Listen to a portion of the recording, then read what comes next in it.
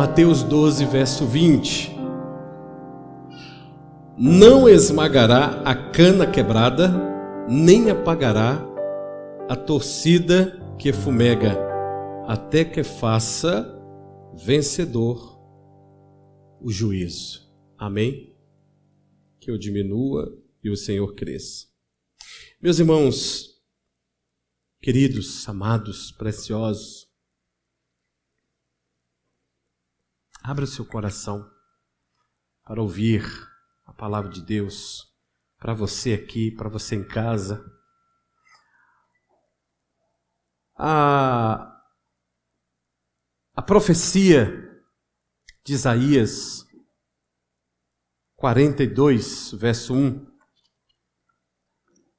Isaías 42, verso 1. Diz o seguinte: eis aqui o meu servo, a quem sustenho o meu ungido, em quem a minha alma se compraz. Pus sobre ele o meu espírito, e ele promulgará o direito para os gentios. Não clamará, nem gritará, nem fará ouvir a sua voz na praça. Não esmagará a cana quebrada, nem apagará a torcida que fumega. Em verdade, promulgará o direito. Não desanimará, nem se quebrará, até que ponha na terra o direito, e as terras do mar aguardarão a sua doutrina. Essa profecia de Isaías foi escrita aí 700 anos antes de Cristo. Ela traz para nós, talvez, a maior de todas as verdades para os nossos dias, das nossas vidas. Jesus estava em Mateus 12, falando com a multidão, e aí suscitou uma discussão acerca do dia sagrado, de sábado e tal, e ele responde sabiamente. Depois ele encontra um homem com a mão ressequida, uma mão que não era movimentada, e aí ele cura. E no verso 15 a seguir, até o 21, Jesus disse que, sabendo disto, afastou-se dali, muitos o seguiram e a todos ele curou, para se cumprir o que foi dito por intermédio do profeta Isaías. É Isaías 42, verso 1 até o 4. E o que ele diz? Ele diz: eis aqui o meu servo. Quando ele começa Isaías 42, verso de número 1 a 4, esse é o primeiro dos 4 cânticos do servo, chamado Cânticos do Servo, que Isaías profetiza. 4 cânticos do servo. Está muito ruim. E aí, ele diz, o primeiro, 42, o segundo, 49, o terceiro, Isaías 50, e o quarto e último cântico dos servos, do servo, é Isaías 53. Então, 42, 49, 50 e 53. A expressão cântico do servo é uma expressão de grande valor, chamado meu servo. Ela foi usada por Deus para personagens importantes, como Davi, como Moisés, como José. E aí Isaías aparece os 4 cânticos, chamado Cântico do Servo, dizendo Deus chamando Jesus do seu servo. Especialmente em Isaías, E aí Mateus registra o que Jesus citou. Jesus citou a profecia quando estavam querendo apertar a mente de Jesus, quando estavam querendo esmagar Jesus. Ele disse: eu não vou dizer nada. Foi isso que ele falou. Verso de número 15. Jesus, sabendo disso, se afastou-se e muitos o seguiram. No verso 16, advertindo-lhe, porém, ele disse: não exponham a minha vida em publicidade, porque eu não quero contenda com esse povo. Esta não é a hora de debater. Esta não é a hora de dialogar. Aí, Jesus, ele disse: olha, não preciso que a gente entre em atrito agora, não é a intenção. Eu vou me afastar um pouco e gostaria que vocês não contassem isso para ninguém sobre as curas que ele havia feito. Mas por que ele se afastou? E aí diz o texto: para se cumprir o que fora dito pelo profeta Isaías, do verso 18 até o verso 21. Eis, o verso 18, aqui o meu servo, que escolhi, o meu amado, em quem a minha alma tem prazer. Se a gente fosse mergulhar na expressão do amor de Deus por Jesus, a gente ia entender um pouco do que a gente viu aqui de manhã na questão da alma. Ele, Jesus, Deus dizendo: a minha alma se compraz, e eu farei repousar sobre ele o meu espírito, e ele anunciará a minha palavra aos gentios, à igreja, não ao povo de Israel especificamente. E eu fiquei impressionado com esse texto de Isaías, porque ele diz no verso 20, onde nós lemos: não esmagará a cana quebrada, nem apagará a torcida que fumega. Essa torcida aí, irmãos, são 2 ou 3 fiapos de lã que eram feitos como uma trança de cabelo de mulher. Por isso é chamado de torcida. Ele era entrelaçado. Essa torcida aí não é a do galo, não.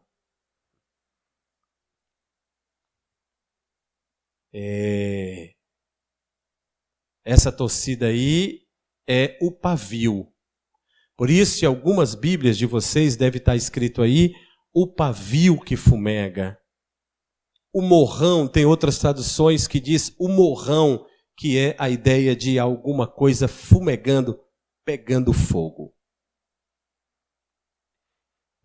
E aí eu parei. E eu fiquei pensando: por que uma cana? E por que um pavio? E por que ele não vai esmagar a cana? E por que ele não vai apagar o pavio que fumega?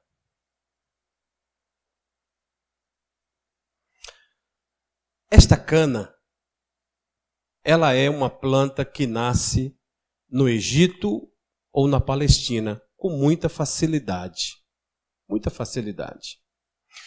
Na verdade, nós usamos o nome para a nossa cana de açúcar, de cana, mas a nossa cana nem podia ser chamada de cana. Porque a palavra cana, que depois deu origem à palavra cano, a palavra cana, ela é uma gigantesca gramínea. Ela tinha a capacidade de crescer até 6 metros de altura. Não é uma cana que a gente está falando, essa cana aí não é igual à nossa. Por quê? Porque esta gigantesca gramínea, ela é um talo,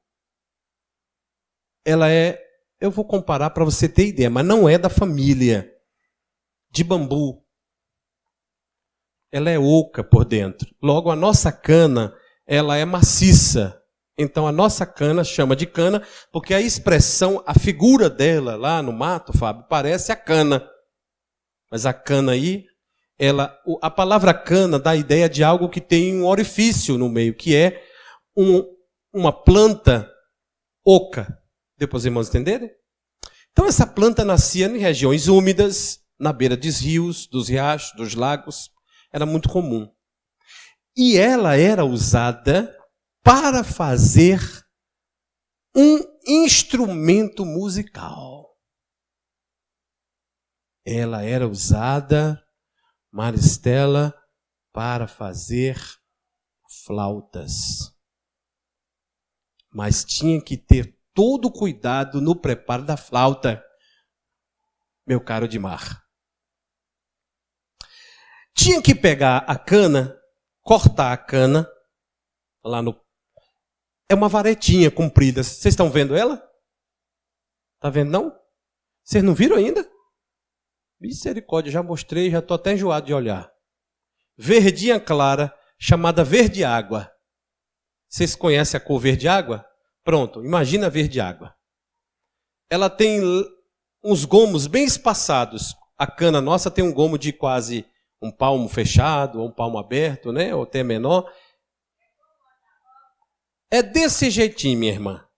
Na nossa linguagem brasileira, mineira, quase nordestina, é uma taboca. Porque se alguém falar que o pessoal de Montes Claros não é nordestino, eu não aceito. Tudo aqui, irmãos, tudo aqui inspira o Nordeste. E o calor faz a gente expirar mesmo o Nordeste. Então, é como a taboca. Agora, diferente, irmã Elza, porque a taboca ela dá uma altura limitada. A cana, ou o caniço, ela chegava até 6 metros de altura. E os gomos, que a gente chama de gomo, aqueles nós, que eles eram mais espaçados. Em vez de um palmo, poderia chegar até 30 centímetros de um nó para outro. Vocês estão entendendo?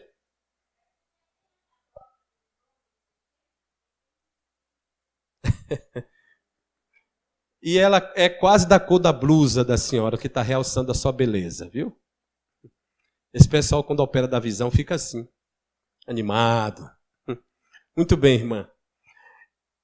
Essa era da espécie dessa taboa que tem os gomos mais espaçados. Por isto, eles faziam a flauta, porque não tinha gomos que interrompesse o uso dos dedos, a perfuração é adequada para a flauta.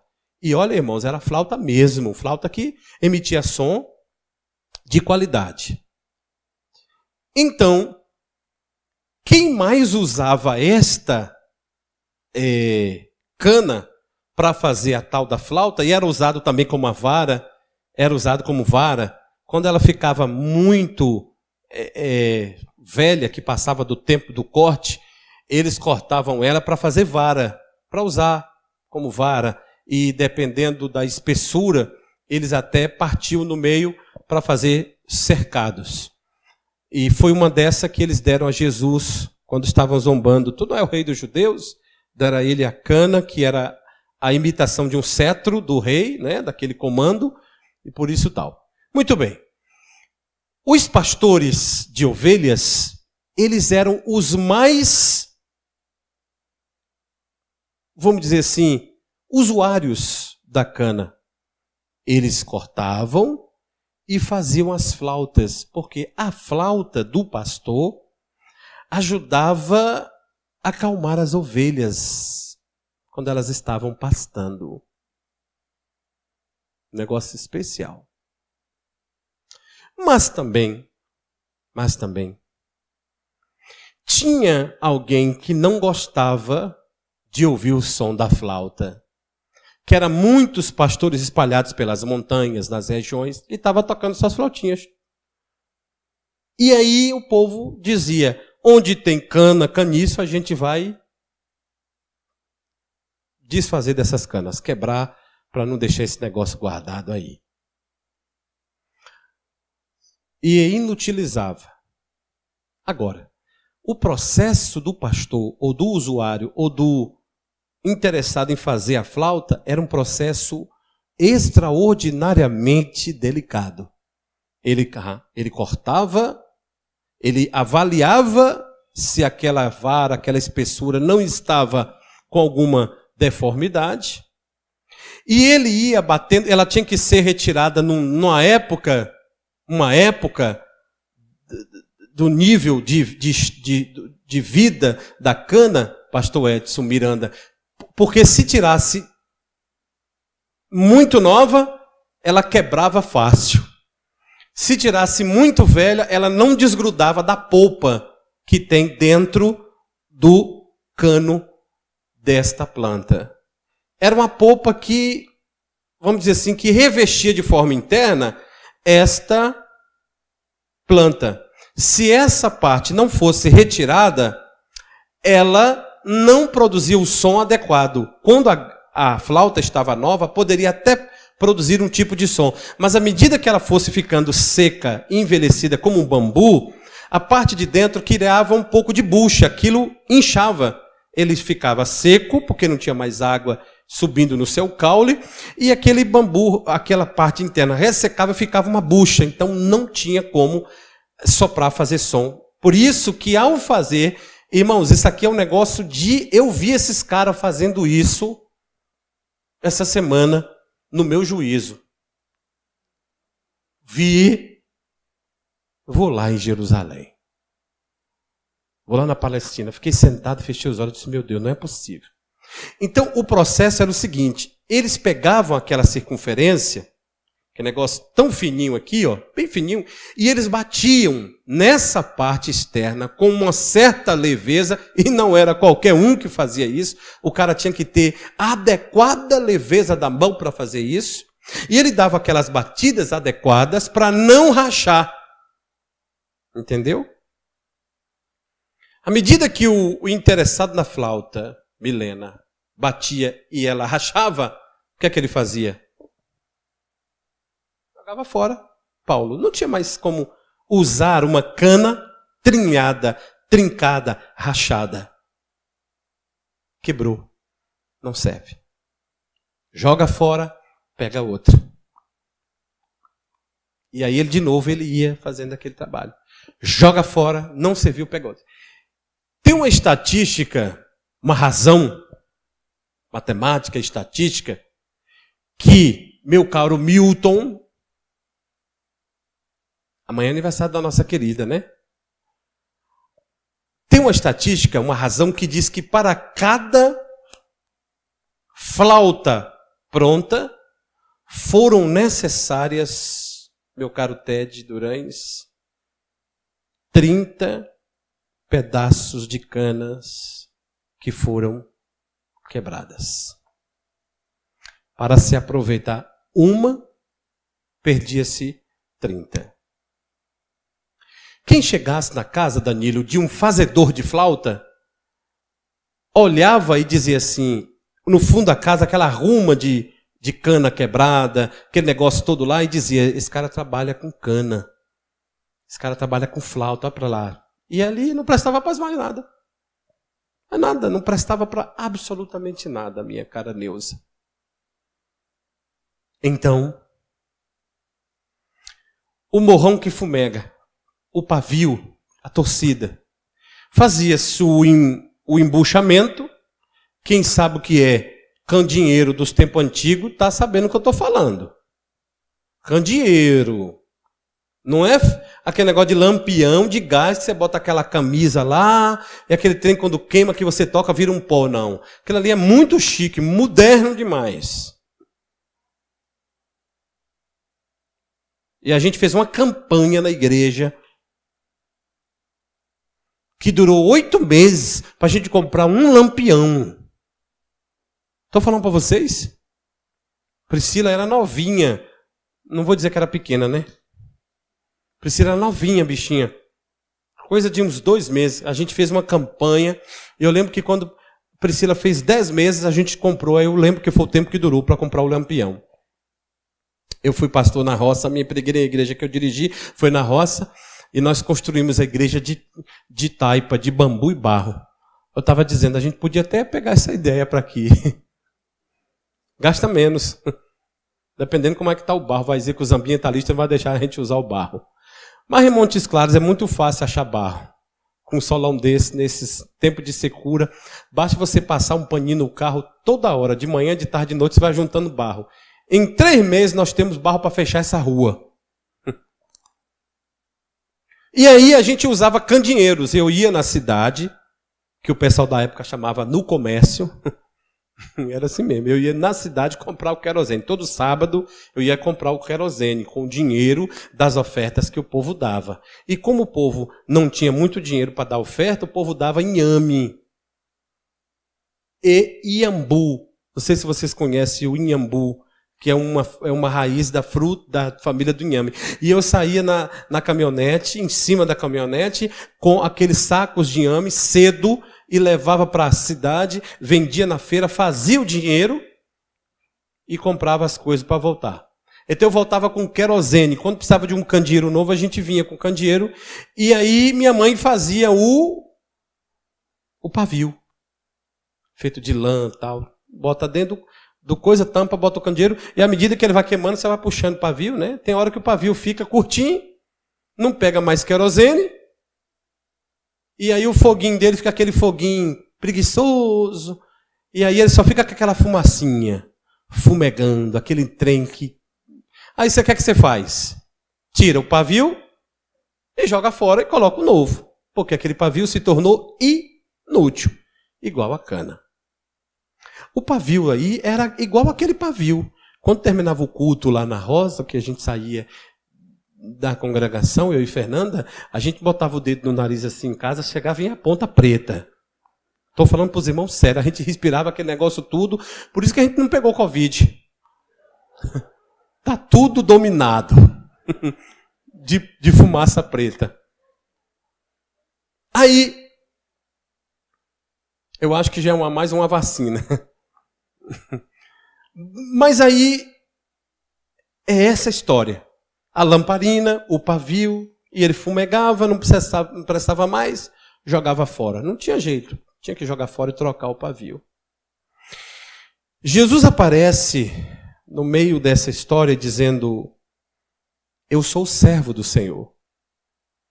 Eu sou eleito do meu Pai. Eu agrado, eu dou prazer ao meu Pai. Eu tenho o Espírito do meu Pai, no verso 18. Eu vim aqui para anunciar a vocês o juízo de Deus. Eu não vou fazer isso como alguns pensam que eu vou fazer, porque já tinha sido profetizado sobre isso 700 anos antes da época de Cristo. Ele não vai gritar, verso de número 19, ele não vai gritar, não vai condenar, ele não vai fazer gritaria, ele não vai fazer comícios nas praças, porque a minha revolução não é uma revolução, a minha proposta não é uma revolução política. Não, eu não vou fazer essa zoadeira toda, não. Na verdade, eu vim confundir as coisas. Se alguém está esperando, e esse foi o problema de Judas, esperando um ditador, um guerrilheiro político, e Jesus veio para cumprir a profecia de Isaías, dizendo: eu não vou esmagar a cana que está desprezada. Eu não vou apagar o pavio que fumega. O nome disso é compaixão. Eu não vim aqui para condenar as pessoas, eu não vim aqui para matar ninguém, eu não vim aqui para conquistar o império na base da força e do grito. Eu vim aqui para dizer a vocês: eu vou reaproveitar vidas. Eu vou reutilizar histórias. Eu vou reescrever enredos. Eu vou refazer o velho se tornar novo. E quando alguém olhava para um fazedor de flauta e dizia: muita paciência.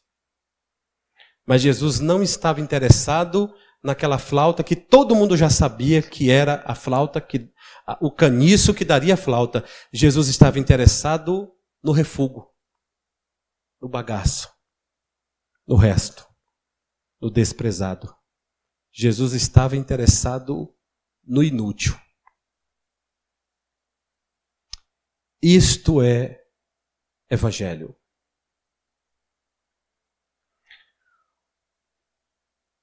Mateus 11, 28, se você olhar o olhinho aí na sua Bíblia, na página do outro lado, você vai ver Mateus 11, 28, dizendo: vinde a mim, todos os que estáis cansados e sobrecarregados, e eu vos aliviarei. Essa é a proposta dele, não esmagar o caniço. E aí, aquele caniço esmagado, ele era esmagado, feito bagaço, e nem animal comia ele. Ele era juntado, secado ao sol e depois virado fogo. Cinzas. Jesus olha para aquele caniço e diz: eu vou utilizar. Não, mas está quebrado. Não serve mais para fazer flauta. Ele disse: mas eu não quero fazer flauta. Eu vou usar o caniço. E para que usar o caniço?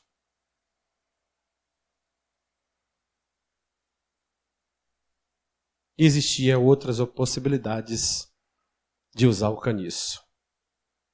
Se o pavio que fosse jogado fora e o caniço que foi quebrado, era só cortar o caniço no lugar que foi quebrado, encharcar o paviozinho de querosene e colocar no orifício do caniço quebrado. E você tinha na mão não uma flauta, mas uma lamparina, que por causa da umidade do caniço, meu caro Alex, manteria aquela lâmpada acesa ainda por 3 dias. 3 dias. Você podia colocar um prego envergado para cima na parede, encaixar o caniço ali e deixar o pavio, que era, ora, inútil, servindo no caniço quebrado. Jesus reescreve a nossa história, olhando para nós e dizendo: eu uso as coisas mais insignificantes. E Paulo sabia que isso era verdade. 1 Coríntios, capítulo 1, versos 26 e 29. 1 Coríntios, capítulo 1, versos 26 ao 29. Ele vai dizer: irmãos, preste atenção na vossa vocação, para que vocês foram vocacionados. Eu nem sabia que eu tinha vocação. Você pode perguntar, mas eu tenho.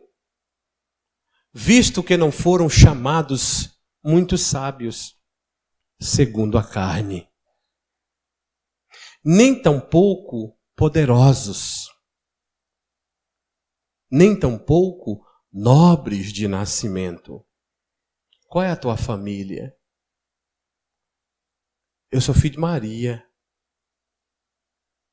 E eu me lembro que quando eu passava na minha cidade lá no interior da Bahia, cidade grande, cidade de primeira, minha cidade. Passou a segunda marcha e acabou. 13 mil habitantes.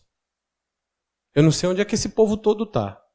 Eu tentei contar, nunca cheguei a 1000.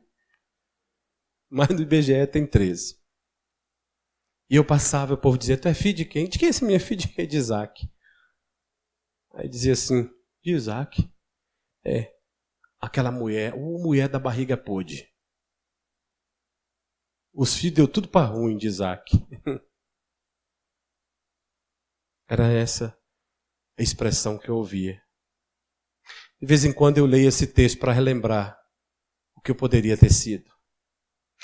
E uma coisa que eu quero dizer a você: você não pode ter vergonha da tua história nem do teu passado. Não pode. Porque é o nosso passado que conta o futuro. Como Deus vai escrever uma nova história, justamente olhando o nosso passado. Então, tu é filho de quem? De uma família nobre? Tem um sobrenome solto? Não. Verso seguinte. Pelo contrário, Deus escolheu as coisas loucas desse mundo para envergonhar os sábios. Ele não falou para confundir, envergonhar. E escolheu as coisas fracas do mundo para envergonhar as fortes. E ele continua dizendo no verso 28, Deus escolheu as coisas humildes do mundo e as desprezadas, canas quebradas, pavios fumegantes. E Deus escolheu aqueles que não são para confundir aqueles que são. E no verso seguinte, ele diz, a fim de que ninguém possa dizer, eu estou aqui porque eu sou o cara.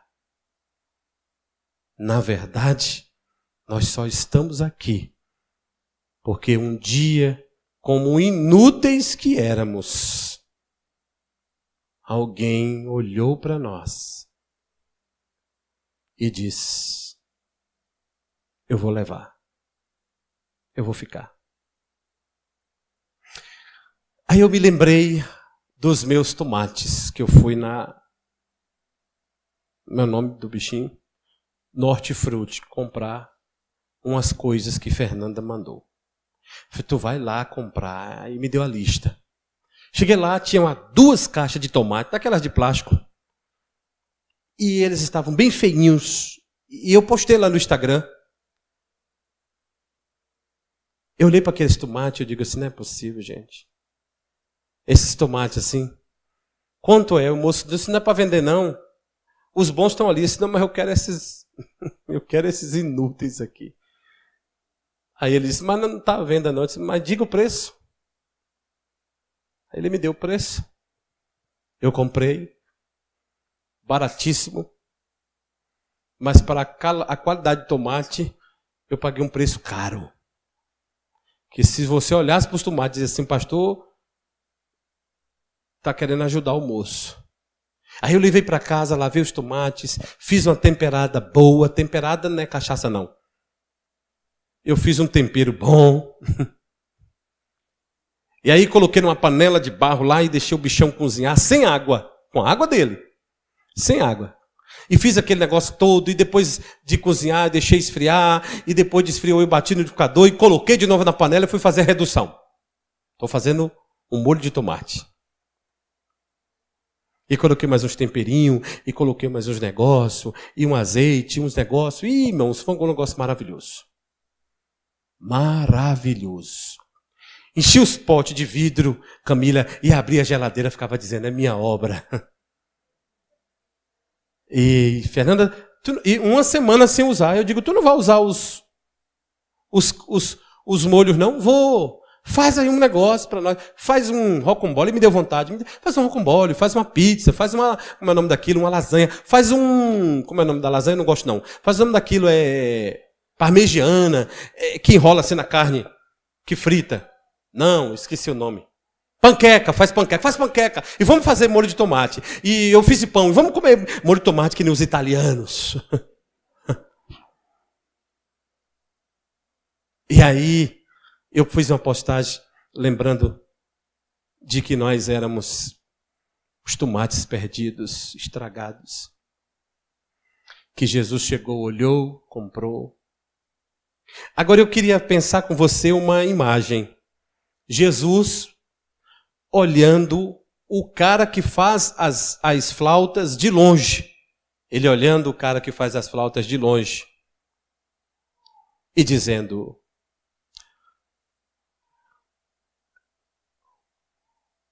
uma, o cara batia, perdia. Jesus, 2. E ele de longe olhando, 3. Quando ele acabar o serviço, eu vou lá. Aí ele acabou o serviço, Jesus foi lá. Bom dia. Ele, bom dia. Eu estou interessado nesses caniços aí. Eles não me prestam para nada, não. Ele disse, mas eu vou levar esse mesmo. E quanto que você quer que eu lhe pague? Ele disse, olha, nem serve. São inúteis. E de repente, quando ele estava lá, chegou um meninozinho. E trouxe num cestinho assim. Moço, aqui olha, eu consegui esses tantos que o senhor pediu. Aí Jesus, muito obrigado. Foi lá, deu uma moedinha para o menino. E dentro da cestinha estava uns 30, uns 40 tocos de pavio fumegante. Por que o senhor quer isso? Ele disse, não, é porque todo mundo joga fora e eu estou fazendo uma obra de arte com produtos. Eu estou trabalhando com reciclagem. Reciclagem? É. E aí Jesus põe aquele monte de pavio e compra aquele monte de cana quebrada. E ele diz, só vou pedir uma coisa para o senhor. Não deixa ninguém pisar, não, que eu passo aqui e vou recolher. Faz um molho dela, faz um feixe, que eu vou levar todas elas. Mas não deixa ninguém pisar. E talvez, dias depois, Jesus pudesse ser conhecido como o pastor mais estranho da Palestina. Ele não faz flautas. Ele restaura canas quebradas. E talvez a gente mude a perspectiva de flauta. E a gente pode fazer um apito. E a gente pode fazer um imitador de pássaro. E a gente pode fazer um suporte do pavio curto. A gente pode fazer uma infinidade de coisas.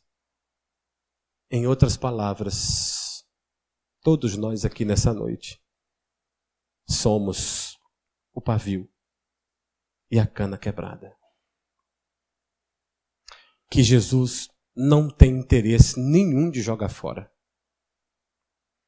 Quem joga fora, quem quer quebrar a nossa vida achando que vai destruir, é justamente aquele que não gosta do som da flauta. Aquele que acha que o som que o pastor está fazendo nas ovelhas, esse a gente joga fora. Ele não gosta. Mas aparece um homem na história. Irmãos, o que eu estou dizendo para vocês, nunca houve em nenhuma história da Palestina, nem do Egito, alguém que dissesse, guarda cana quebrada, guarda pavios fumegantes. O que eu estou dizendo para vocês, irmãos, são 2 elementos que eram desprezados automaticamente. Para as funções que eles eram destinados, não servia mais. Nem para flauta, nem para queimar. Mas o Salvador vem, usa esse monte de pavio fumegante, junta tudo num ambiente só chamado igreja, faz uma bucha só, e eu e tu. E aí, meu irmão, a gente tem que se apertar. Porque ele risca o fósforo e bota fogo nessa bola de pavio. E aquilo que um dia sozinho fumegava, agora em equipe é uma bola fumegante. É uma labareda extraordinária. E alguém diz, nossa, eu nunca pensei nisso.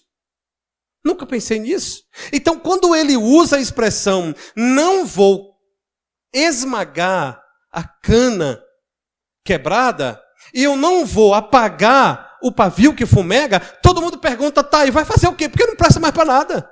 Os irmãos estão entendendo comigo, sim ou não? Não serve.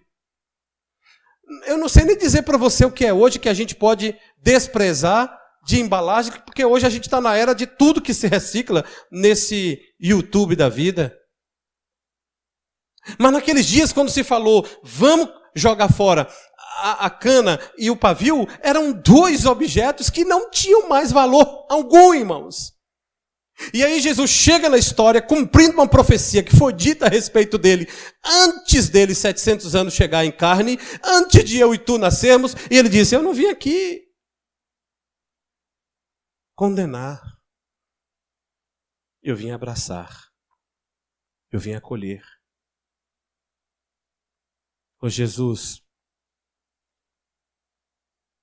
essa mulher foi apanhada em adultério. Ele disse, eu sei.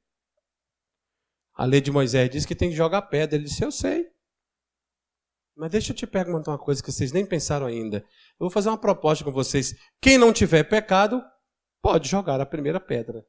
Todo mundo vazou. Aí Jesus olhou para ela e disse, onde eles estão? Não estão aqui. Vai embora. Faça isso mais não. A do fluxo de sangue, era proibido uma mulher menstruada tocar em alguém. E se fosse uma mulher no meio da rua tocar no homem, era um escândalo que acabava a sociedade. E ela vai lá, toca em Jesus e o sangue para. O sangramento para. E agora? Ô minha filha, vai embora. A outra sai pelo caminho. Jesus, Jesus, ó minha mulher, deixa de abuso. Os discípulos, pelo amor de Deus, manda embora. Essa mulher está um terror atrás de nós aqui. Jesus, o que é que tu quer, menina? A minha filha, tal, minha filha, tu é cananeia. Evidentemente, aquilo era uma prova para ela. Tu é cananeia, eu não posso te ajudar. Aí ela diz, não, mas eu não quero que o senhor largue as coisas, não. Me dá só a migalha, só o fubá. Aquele restinho da farinha que cai quando o senhor faz farofa no fogão. Aquele restinho da tapioca que o senhor, quando cai no fogão, me dá só essa farelinha só. Isso aí eu quero. O resto você pode dar para os seus filhos. Mulher, que fé é essa? Pode ir, tua filha já está sarada. Compaixão. Jairo, chega lá, a menina morreu. Ele disse, não, ela está dormindo. Menina, levanta. E ela levantou. Irmãos, o nome disso é compaixão. Quando ele entra na casa de Zaqueu, vixe, misericórdia, um publicano, um pecador, uma coisa terrível.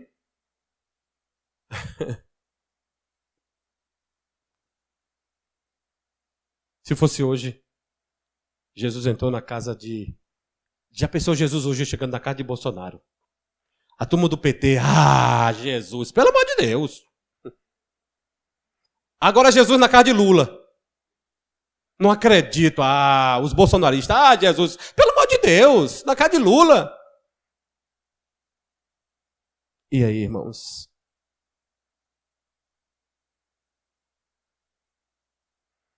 Sabe como é o nome disso? Compaixão. Jesus disse, já está muito ruim. Eu não vou esmagar. Eu vou tratar. Eu vou utilizar. Eu vou reinventar.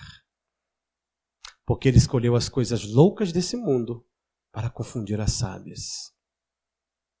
Quem somos nós? Quem somos nós?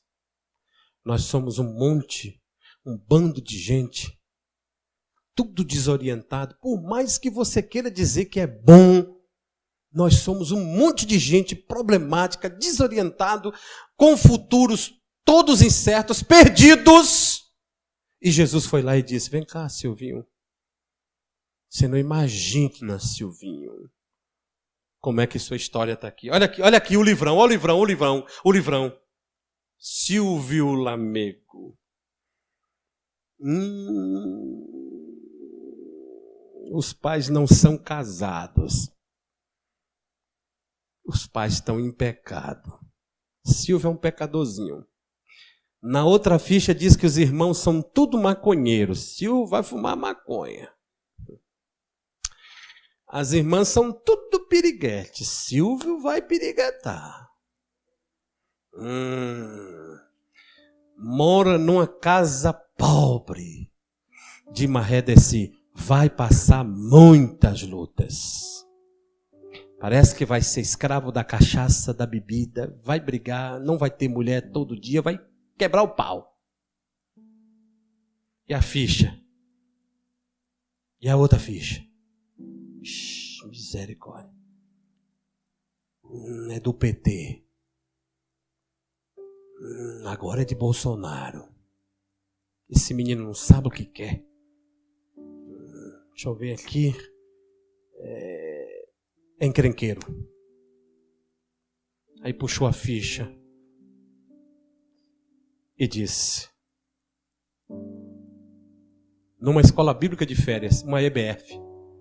Aí ele disse para mim: eu vou mudar a sua história, viu? Eu vou escrever uma nova história a partir de você.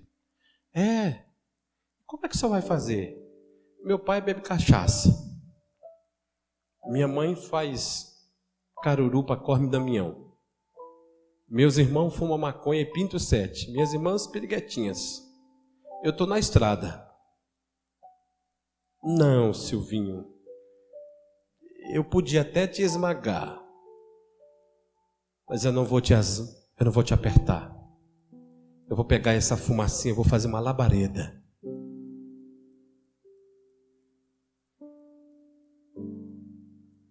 E ele pegou a ficha sua, pegou a sua, pegou a sua, pegou a sua, pegou a sua, pegou a nossa, lá no fundo.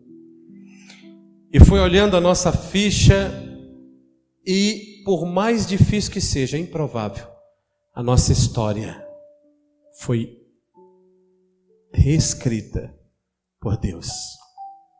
Uma nova história. Uma brilhante história. E alguém olha para nós e diz assim: como é que consegue ficar casado assim? Como é que consegue ficar casada assim? Como é que consegue ir para a igreja, sentar na cadeira do lado de fora? Como é que consegue? Como é que faz? Como é que consegue ir para a igreja num calor medonho desse? Qual o interesse deles estar lá naquela casinha, num calor medonho? Por que eles estão lá? Qual o interesse deles? É uma nova história que está sendo escrita. Eu quero te dar uma boa notícia. Se você achava que você era alguma flautinha que ficava guardada na estante, eu quero dizer a você que eu e você fomos achados no monturo do lixão, para tornar a nossa história, Gisele, melhor ainda. E é com esta história do lixão que ele está escrevendo, Altamiro, uma nova história. Porque, Guilherme, não teria sentido não se a gente contasse a história. Não, eu vim de uma família muito boa, sabe? Eu nem enfrentei nada.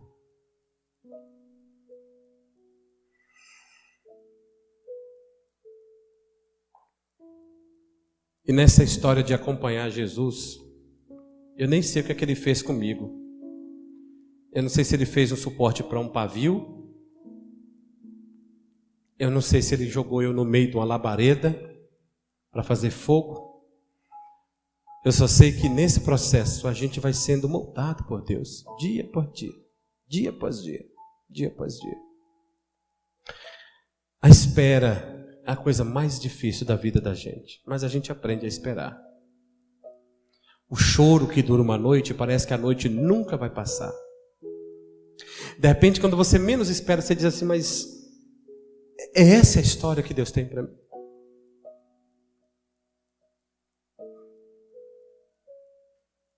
E no Dia dos Pais de 2006, eu estava no Rio de Janeiro, enterrando nosso filho. Eu estava lá. Voltando para casa, cheio de dúvidas, e pedindo a Deus que curasse, que me tratasse. São essas histórias que o Salvador está reescrevendo em nós. Quem diz que essa nova história que Ele está escrevendo é uma história que não tem noites difíceis? Tem, mas a noite dura um pouco. Nenhum de nós aqui, irmãos, nenhum de nós pode esquecer desta maior verdade. Espiritualmente, eu e você estávamos perdidos e condenados. Mas o Salvador ficou de longe olhando para nós. E quando de repente o algoz da nossa vida disse, rachou, joga fora, desprezou. Ele estava olhando, Silvio, ele anota, Silvio, ele está te olhando. E aí então o algoz, com muita bruteza, querendo fazer da gente algo que a gente não daria certo, quebrou, ele jogou fora, ele disse, Roger. E Jesus anotou. E jogou outra. Fábio. E jogou outra, e ele está Danilo. Rogério. Clene. Moura. Jaqueline. Ele disse, escreve aí. E no final de tudo ele chegou no lixão e disse, com um papelzinho na mão, eu vim buscar Silvio, Roger, Fábio, Moura, Jaqueline, Rogério, Danilo. Para que o senhor quer eles? Clene, eles não servem mais. Eu não vou esmagar a cana. E vocês vão ver o que eu vou fazer com essa cana. Vocês vão ver o que eu vou fazer com esse pavio. Esse pavio vai voltar a ter fogo. E a cana vai voltar a ter utilidade. Na minha casa, tudo é reaproveitado.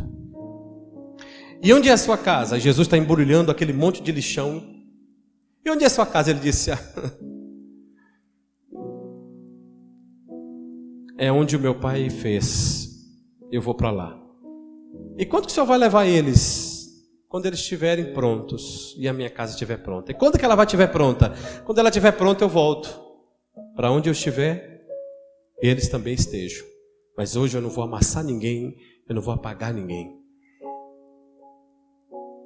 Nós somos esses. Se você veio aqui achando que era um desprezível, uma desprezível, volte para casa sabendo. Eu sou o pavio curto que Jesus está usando. Eu sou a cana quebrada que Ele decidiu não me esmagar. Ele tem propósito. Ele tem propósito.